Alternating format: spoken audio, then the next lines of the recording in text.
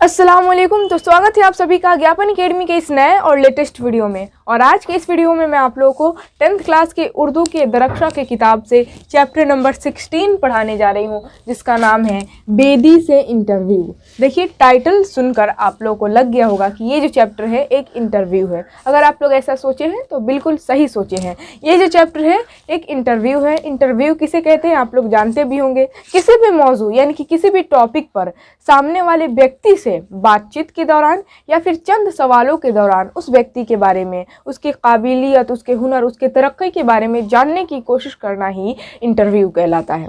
देखते भी होंगे आप लोग IBPS, UPSC और IBPSC जैसे एग्ज़ामों में जो है ना, कॉम्पिटिटिव एग्ज़ाम में स्टूडेंट जो है उसको क्रैक करने के बाद IBPS, UPSC ये सब जो कॉम्पिटिटिव एग्ज़ाम ही ना होते हैं, तो जितने भी कॉम्पिटिटिव एग्ज़ाम में स्टूडेंट पास कर लेते हैं, उसको क्रैक कर लेते हैं, तो उनको इंटरव्यू देना पड़ता है। इंटरव्यू में यही देखा जाता है कि स्टूडेंट सही तरीके से बात कर पा रहा है कि नहीं, उसका पहनावा कैसा है और उसकी काबिलियत देखी जाती है, हुनर देखा जाता है। स्टूडेंट जो है वो पद के लायक है नहीं, उस पोस्ट के लायक है कि नहीं जिस पोस्ट पर वो जाना चाह रहा है, ठीक है। या फिर कोई इंसान जो है वो मशहूर होता है, कोई काम कर कर मशहूर हो जाता है, तो उससे जाकर इंटरव्यू ली जाती है कि आप इतना मशहूर कैसे हो गए, आप अपने पीछे की जर्नी बताइए, आप आप अपने पीछे की हिस्ट्री बताइए कि आप क्या क्या किए कि इतना मशहूर हो गए, ठीक है। देखते हैं 10th क्लास में कोई स्टूडेंट जो है टॉप कर जाता है, तो उस जो स्टूडेंट टॉप करता है उसके पास जाकर इंटरव्यू ली जाती है, उससे पूछताछ की जाती है बातचीत के ज़रिए कि बताइए आप किस तरह, आपको कैसा लग रहा है कि आप टॉप कर लिए, किस तरह आप तैयारी किए, कैसे आप अपना टाइम टेबल बनाए थे। तो बातचीत के दौरान किसी भी इंसान से यानी कि सामने वाले व्यक्ति से चंद सवालों या फिर बातचीत के दौरान उसकी काबिलियत, उसके हुनर या फिर उसके बारे में, उसकी तरक्की के बारे में जानने की कोशिश करना ही इंटरव्यू कहलाता है। तो ये जो चैप्टर है ये भी एक इंटरव्यू है। किससे इंटरव्यू लिया गया है? तो बेदी से इंटरव्यू लिया गया है। बेदी का पूरा नाम राजेंद्र सिंह बेदी है और ये सबसे बड़े मशहूर अफसाना निगार हैं। अफसाना निगार समझते हैं ना, कहानी लिखने वाला। तो राजेंद्र सिंह बेदी एक अफसाना निगार है, यानी कि कहानी लिखा करते हैं और ये बहुत ज़्यादा फेमस हुए, मशहूर हो गए अफसाना निगारी में, क्योंकि ये अपने अफसाना में ना, अपनी कहानी में ज़िंदगी की छोटी छोटी हकीकतों को डाल दिया करते थे। ये अपने अफसाने यानी कि कहानी के कैरेक्टर यानी कि किरदार को इस तरह तराशते थे जैसे कि एक जो पत्थर तराश कर मूर्ति बनाने वाला जो है अपने पत्थर को छेनी से तराश कर एक मूर्त बनाता है, बिल्कुल उसी तरह जो है राजेंद्र सिंह बेदी अपने अफसानों में किरदार को तराशते थे, कैरेक्टर को तराशते थे। और यही वजह है कि राजेंद्र सिंह बेदी जो है वो अफसाना निगारी में बहुत ज़्यादा फेमस हो गए। ये ज़िंदगी की हकीकत, रियलिटी को अपने अफसाने, अपने कहानी में दिखाया करते थे। यही वजह है ये कि बहुत ज़्यादा ये मकबूल और मशहूर हो गए। तो जब ये मशहूर हुए तो इन्हीं के पास कुछ लोग गए थे, कुछ लोग नहीं, 2 ही लोग गए थे इंटरव्यू लेने के लिए, जो कि इनकी ज़िंदगी का आखिरी इंटरव्यू था, ठीक है। और ये कब लिया गया था इंटरव्यू? देखिए, डेट भी लिख दी हूँ मैं, 6 जुलाई 1984 ईस्वी को, ठीक। तो सबसे पहले हम लोग राजेंद्र सिंह बेदी के बारे में जान लें, कुछ डिटेल्स उनके बारे में जान लें, क्योंकि एग्जाम में क्वेश्चन पूछ देता है और इसीलिए इनके बारे में जानना ज़रूरी भी है। और फिर मैं आप लोग को इंटरव्यू कैसे लिए हैं ये दोनों जन राजेंद्र सिंह बेदी से और कौन कौन से सवाल किए हैं, मैं आप लोग को सारा चीज़ पढ़ के बताऊँगी। पहले इनके बारे में जानिए। देखिए, इतना तो आप लोग को मालूम चल गया कि राजेंद्र सिंह बेदी जो है एक मशहूर अफसाना निगार है, यानी कि मशहूर फेमस कहानी लिखने वाले हैं, कहानीकार हैं। और इनकी पैदाइश यानी कि इनका जन्म हुआ है 1 सितंबर 1915 ईस्वी को लाहौर में, ठीक है। याद रखिएगा, एग्जाम में क्वेश्चन पूछ देता है। राजेंद्र सिंह बेदी का पहला अफसाना यानी कि पहला कहानी का नाम है महारानी का तोहफा और पहला अफसानवी मजमुआ यानी कि पहला कहानी का किताब का नाम है दाना बादाम। पहला कहानी का नाम महारानी का तोहफा और पहला कहानी की किताब का नाम दाना बादाम, ठीक। इनका एक ड्रामा का किताब भी है, यानी कि ड्रामा का मजमुआ जिसका नाम है 7 खेल, याद रखिएगा। एक है नावल इनका, राजेंद्र सिंह बेदी जो है वो एक नावल भी लिखे थे, यानी कि नॉवेल, जिसका नाम है एक चादर मैली सी, ठीक। और ये कई फिल्में भी लिखे हैं, ये जो फिल्में लिखी है उन पर कई फिल्में भी बनाई गई है, जैसे कि देखिए दस्तक है, गरम कोट है, देवदास, मिर्ज़ा गालिब और मधुमती वगैरह, इन्होंने ढेर सारी फिल्में भी लिखी हैं। और राजेंद्र सिंह बेदी जो है ना वो ऑल इंडिया रेडियो में भी मुलाजमत कर चुके हैं, ऑल इंडिया रेडियो में ये जॉब किए थे और उसके बाद से ये स्टेशन डायरेक्टर भी 1948 ईस्वी में रह चुके थे। 1948 ईस्वी में जो है ना राजेंद्र सिंह बेदी स्टेशन डायरेक्टर भी थे, ठीक। और लास्ट में इनके इंतकाल की बात कर ले, यानी कि इनकी मौत हो गई थी 11 नवंबर 1984 ईस्वी को। तो 11 नवंबर 1984 ईस्वी को जो है ना राजेंद्र सिंह बेदी इस दुनिया से रुखसत हो गए, उनकी मौत हो गई। तो ये हो गया राजेंद्र सिंह बेदी के बारे में कुछ डिटेल्स जो आप लोगों को याद रखना है। अब चलिए हम लोग इंटरव्यू को ज़रा समझ लेते हैं, इस चैप्टर को समझ लेते हैं। यहाँ पर मैं आप लोगों को बता दूं, इंटरव्यू लेने वाले दो लोग हैं, एक है इस्मत चुगताई और एक है फैयाज रिफत साहब। तो सबसे पहले इन दोनों जन के बारे में कुछ डिटेल्स जान लीजिए। देखिए, इस्मत चुगताई भी एक अफसाना निगार है, मशहूर अफसाना निगार, ये भी कहानी लिखा करती हैं। और एक अफसाना निगार दूसरे अफसाना निगार की इंटरव्यू बहुत ही अच्छे तरीके से ले सकता है, और इसीलिए इस्मत चुगताई जो है वो राजेंद्र सिंह बेदी का इंटरव्यू लेने के लिए गई है। मत भूलिएगा, इस्मत चुगताई एक औरत है, फीमेल है, और ये अफसाना निगार है जो कि दूसरे अफसाना निगार यानी कि राजेंद्र सिंह बेदी से इंटरव्यू लेने के लिए गई है। और दूसरे फैयाज रिफत साहब, ये भी ऑल इंडिया रेडियो में मुलाजमत यानी कि जॉब कर चुके हैं, और उसके बाद से ये भी स्टेशन डायरेक्टर रह चुके थे। ठीक, तो ये दोनों जन जो है इस चैप्टर में राजेंद्र सिंह बेदी से इंटरव्यू ले रहे हैं। अब क्या क्या इंटरव्यू ले रहे हैं अब मैं आप लोग को पढ़कर बताती हूँ।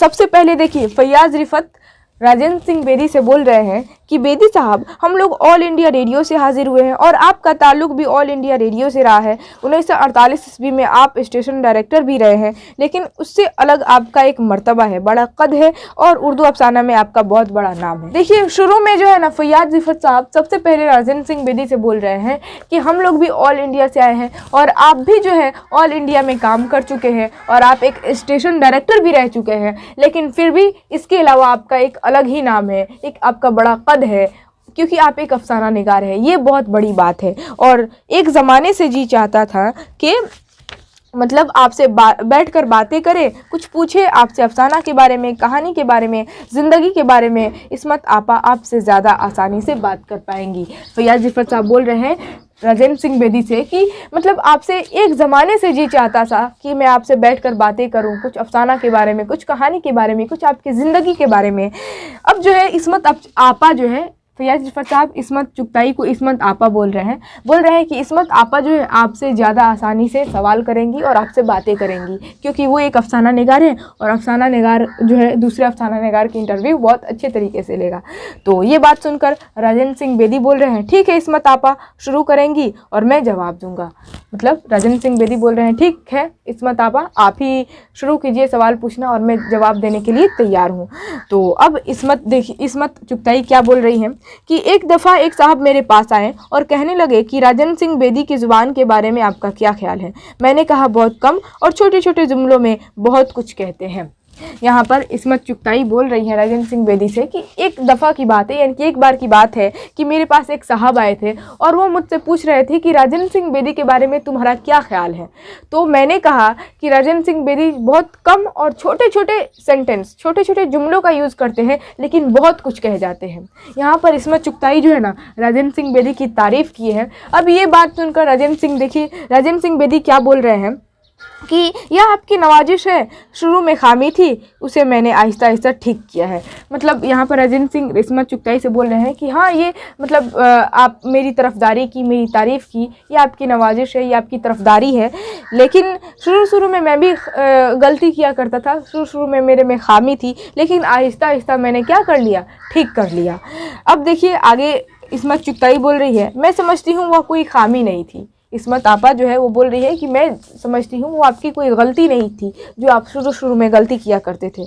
अब देखिए, अब बेदी साहब बोल रहे हैं कि इन दिनों मेरी उर्दू काफ़ी अच्छी है और मैं समझता हूँ इसमें कोई भी खामी नहीं निकाल सकता। यहाँ पर बेदी साहब बोल रहे हैं कि इन दिनों मेरी उर्दू बहुत ज़्यादा स्ट्रॉन्ग हो गई है, काफ़ी अच्छी हो गई है, और मुझे लगता है कि इन दिनों मेरी उर्दू में कोई भी गलती नहीं निकाल सकता है।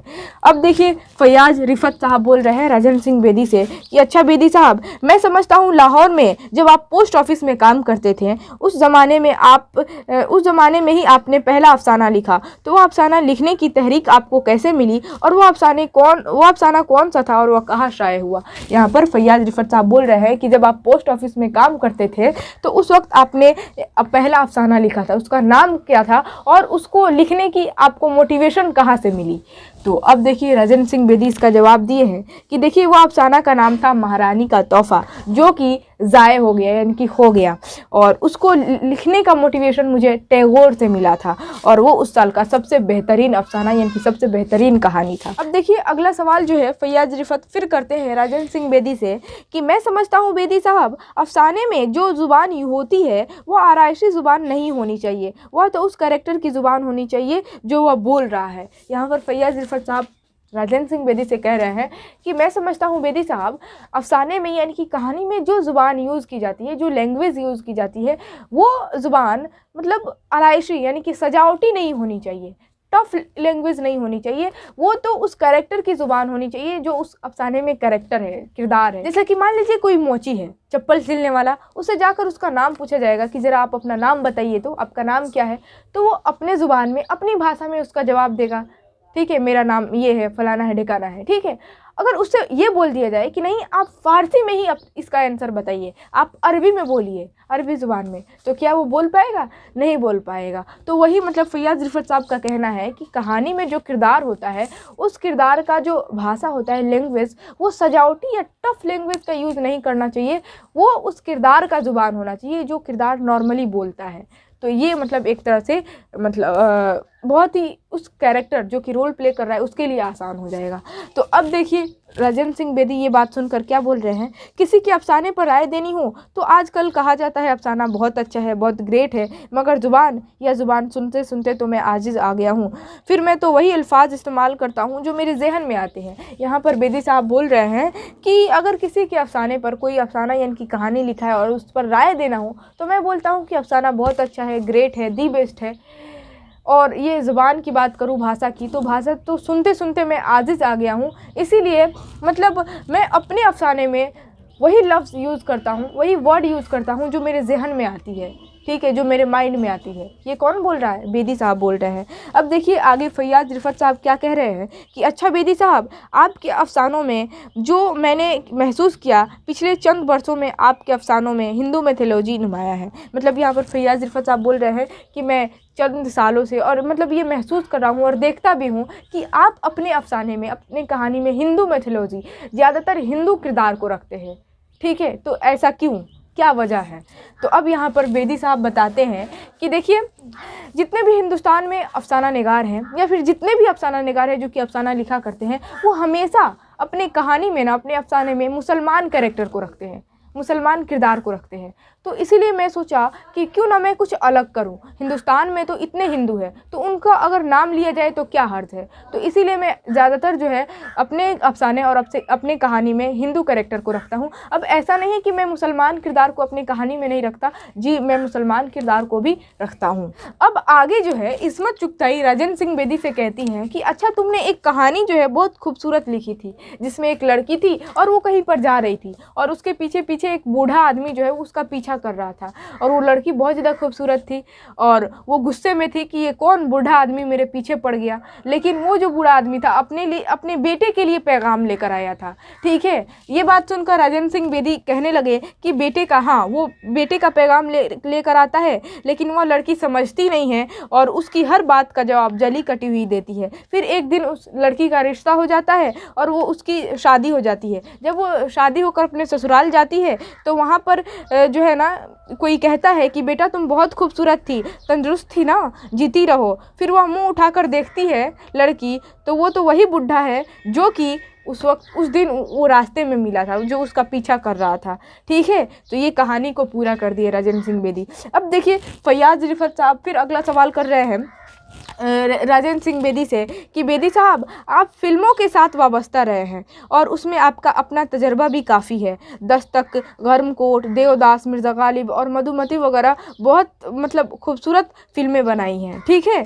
तो ये बात सुनकर बेदी बोल रहे हैं राजेंद्र सिंह बेदी कि बजाय फिल्मी दुनिया अदबी दुनिया नहीं होती, तजारती दुनिया होती है। मुझे इस दुनिया का काफ़ी तल्ख तजर्बा है और अब मज़ीद इस तजारती दुनिया का तजर्बा नहीं चाहता। बोल रहे हैं कि ये जो फिल्मी दुनिया होती है ये एक तजारती दुनिया होती है, बिजनेस की दुनिया होती है, ठीक है, और मैं बिजनेस नहीं करना चाहता, ठीक है। अब देखिए आगे क्या बोल रही हैं इस्मत चुगताई कि हम लोग बम्बई में रहते हैं ना, बम्बई में लोग फिल्मों में ज़्यादा दिलचस्पी लेते हैं। तो अब बेदी साहब बोल रहे हैं कि आपका कहना दुरुस्त दुरुस्त है, बम्बई का बाज़ार ही फिल्मी है, लोगों की अक्सरियत का मिजाज भी फिल्मी है। मतलब बम्बई में जितने भी लोग होते हैं वो फिल्म देखना पसंद करते हैं, उनकी दिलचस्पी होती है फिल्म देखने में। मेरी कहानियों पर फिल्में भी बनी हैं। यहाँ पर बेदी साहब बोल रहे हैं कि मेरी भी कहानी पर फिल्में बनी हैं, लेकिन फिल्म बीनी का शौकीन नहीं, मैं फिल्म देखने का शौकीन नहीं हूँ। अब तो ना महबूब जैसा डायरेक्टर है और ना याकूब जैसा कैरेक्टर। पहले कहानी पर फिल्म बनती थी, अब तो कैरेक्टर और अदाकारों के मुताबिक कहानी बनाने वाले बम्बई के बाज़ारों में भी मिलने लगे हैं। ठीक है, अब देखिए आगे फैयाज़ रिफ़त साहब राजेंद्र सिंह बेदी से बोल रहे हैं कि बेदी साहब, आपके ड्रामों का भी एक मजमुआ मौजूद है जिसका नाम है सात खेल।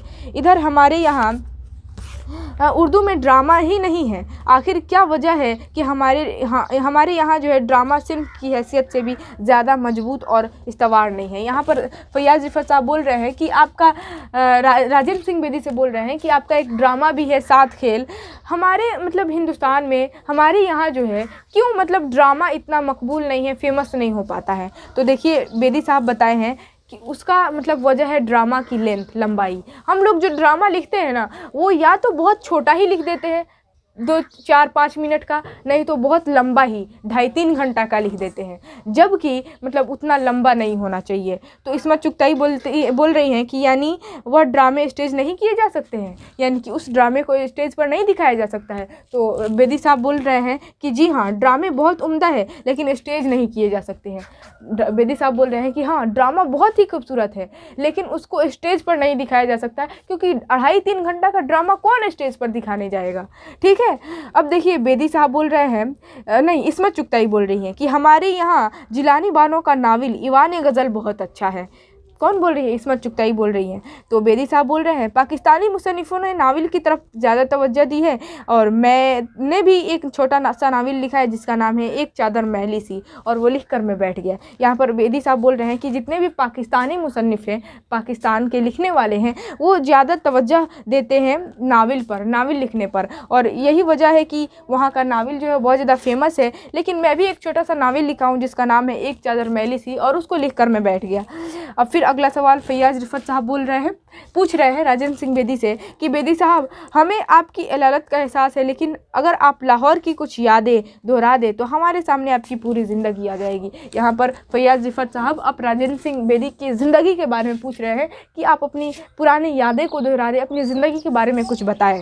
तो बेदी साहब देखिए अब बताना शुरू कर रहे हैं अपनी ज़िंदगी के बारे में कि भाई, सबसे पहले तो उपेंद्र नाथ जो है वो एक मेरा दोस्त था, उसकी बीवी का इंतकाल हो गया और इसीलिए वो ज़्यादातर मेरे पास ही पढ़ा रहता था, और मैं जो हूँ वो सबसे ज़्यादा कृष्णचंद्र की लिखी हुई कहानियों को पढ़ा करता था। और यही वजह है कि कृष्णचंद्र की लिखी हुई कहानियों को पढ़ पढ़ के मैं कृष्णचंद्र से मोटिवेट हो गया था, और नतीजा ये हुआ कि रास्ते में कोई भी आदमी जाता था ना, तो मैं उससे पूछने लगता था कि क्या आप कृष्णचंद्र हैं, क्या आप कृष्णचंद्र हैं। ठीक है, और हुआ ये कि एक दिन जो है बोल रहे हैं बेदी साहब कि मैं पंजाब पब्लिक लाइब्रेरी गया। ठीक है, और पंजाब पब्लिक लाइब्रेरी जाने के बाद हमें मालूम चला कि यहाँ पर जो है एक कैरियर रिसाला शाये हुआ है, प्रकाशित हुआ है, और उस रिसाला के जो है ना एडिटर कृष्णचंद्र ही हैं। जब मैं वहाँ पर गया और वहाँ पर मुझे एक आदमी दिखाई दिया, तो मैं पूछा कि क्या आप कृष्णचंद्र हैं, जबकि वो कृष्णचंद्र ही थे। और फिर वो जो आदमी है वो उनसे पूछा कि क्या आप बेदी हैं, या मतलब देखिए कृष्णचंद्र भी पहले से बेदी से मिलना चाहते थे, पहले से बेदी को जानते थे। तो जब बेदी जाकर पूछे कि क्या आप कृष्णचंद्र हैं, तो फिर कृष्णचंद्र खुद पूछे कि क्या आप बेदी हैं, और फिर हुआ क्या, एक दूसरे के दोनों गले मिल गए। मतलब लास्ट में फिल्मी अंदाज में उन दोनों की मुलाकात दिखाई गई है। ठीक है, मतलब राजेंद्र सिंह बेदी खुद कृष्णचंद्र को ढूंढ रहे थे जगह जगह पर। जब उनको मालूम चला कि एक कैरियर रिसाला प्रकाशित हुआ है और वहाँ के एडिटर कृष्णचंद्र ही है, तो जब वहाँ पर गए मिलने के लिए, तो जाकर पूछे कि क्या आप कृष्णचंद्र हैं, तो कृष्णचंद्र वो खुद थे, और वो खुद पूछ रहे थे कि क्या आप बेदी हैं। मतलब वो भी पहले से बेदी से मिलना चाहते थे, और वो हुआ ये कि दोनों की मुलाकात हो गई, वो वहीं पर एक दूसरे के गले मिल गए। और लास्ट में जो है फैयाज़ रिफ़त साहब बोल रहे हैं कि अच्छा बेदी साहब, आपकी शहादत हासिल हुई, आज की गुफ्तगू यहीं पर ख़त्म करते हैं, आपका बहुत बहुत शुक्रिया। मतलब बोल रहे हैं फैयाज़ रिफ़त साहब, चलिए मतलब यहीं पर आप गुफ्तगू ख़त्म करते हैं। आपसे जो कुछ भी हम लोग को पूछना था, जो भी इंटरव्यू लेना था, हम लोग ले चुके। बहुत बहुत शुक्रिया जो आप हमें इतने सारे सवालों का जवाब दिए। ठीक, तो यहीं पर जो है आप लोग का ये चैप्टर और ये इंटरव्यू ख़त्म होता है। कोई भी कंफ्यूजन हो इस चैप्टर से रिलेटेड, आप हमें कमेंट कर पूछ सकते हैं। वीडियो अच्छा लगा और जो कुछ भी मैं आप लोग को समझाई समझ में आया तो वीडियो को लाइक ज़रूर कीजिएगा और उसके बाद सबसे ज़्यादा शेयर कर दीजिए अपने पड़ोसी अपने दोस्तों के पास जितना ज़्यादा हो सके। और हाँ, अगर आप लोग चैनल पर नए हैं तो चैनल को सब्सक्राइब कर लीजिएगा और सब्सक्राइब कर लेने के बाद आप लोगों को एक घंटी यानी कि बेल आइकन दिखेगा, उसको दबाना मत भूलिएगा। जब उसको दबाएंगे ना तो ऑल का ऑप्शन आएगा, तो ऑल पर क्लिक कर लेना है। इससे होगा ये कि मेरी रोज़ आने वाली ऑल वीडियो का नोटिफिकेशन आप तक सबसे पहले पहुंचेगा। ठीक, तो चलिए फिर मिलेंगे नेक्स्ट वीडियो में नेक्स्ट टॉपिक के साथ। तब तक के लिए जय हिंद और खुदा हाफिज़।